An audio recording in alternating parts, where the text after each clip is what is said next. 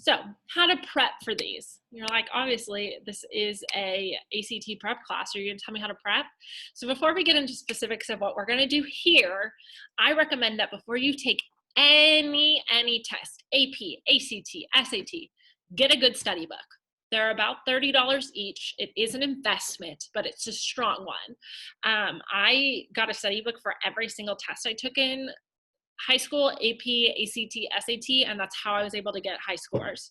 It was purely because I did daily practice.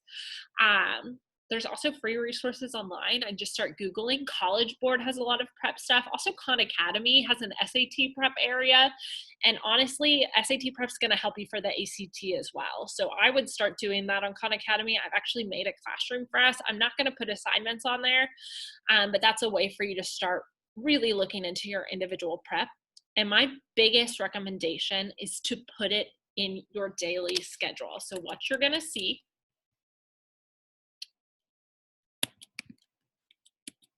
here for today,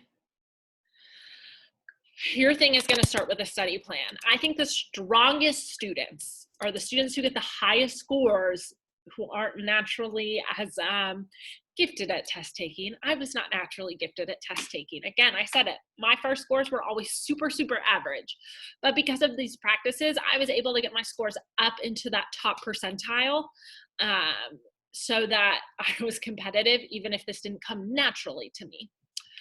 And if your scores are naturally high, this is how you get yourself to perfect. I don't like cram studying. I think that cram studying is not beneficial. It's gonna hurt you more than it's gonna help you. So what I encourage you to do instead is to block out like 30 minutes a day that you are going to devote to studying.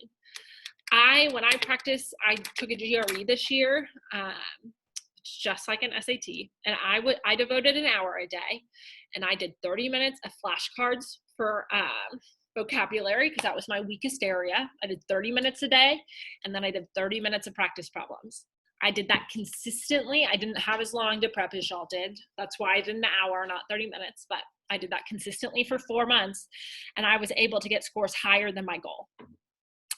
So you should think about when in your day you can schedule out this time. Any time is fine as long as you are doing it consistently. And don't give it up. Do it every day. Then you want to consider what tests you're studying for. I would list all of them: AP, SAT, ACT, PSAT, all the different tests that you are going to take in your high school career so that you can start making a plan. Then I've made a little guide here. You're going to edit this based on your year. So if you're a freshman, you'll start at the beginning.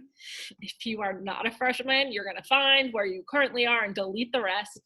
And you're just going to fill in what you're studying for each month of the school. So for freshmen, it might be, we're starting with that PSAT, and we're going to do PSAT studying all the way until we actually get here in October of our junior year. And that's when we'll start SAT and maybe some AP. You're just going to help yourself figure out where to narrow your attention, especially if we're just going to give 30 minutes to this a day. We want to make sure that those 30 minutes are being placed in the right area. This is going to allow you more flexibility with the rest of your time, which seems contradictory, but it's going to do so well for you. So do this, and then you'll be done, and we will start with our actual prepping stuff on Monday.